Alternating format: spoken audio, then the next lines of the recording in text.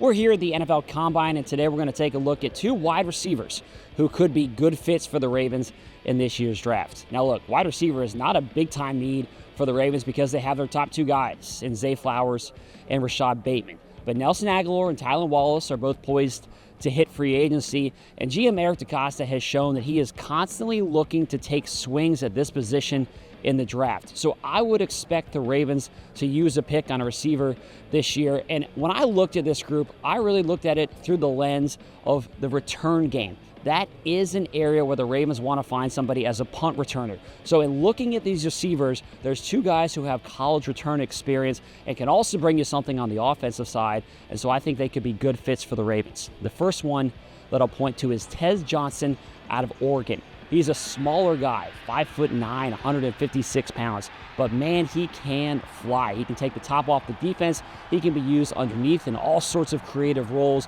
Get him the ball in his hands and then let him go to work. Now, he was really productive in the passing game, had 83 catches for almost 900 yards, 10 touchdowns for Oregon. So he put up some big-time numbers as well as what he can do in the return game. He was their punt returner for the Ducks, took one back to the house. So he has ability both as a specialist in the return game and at wide receiver.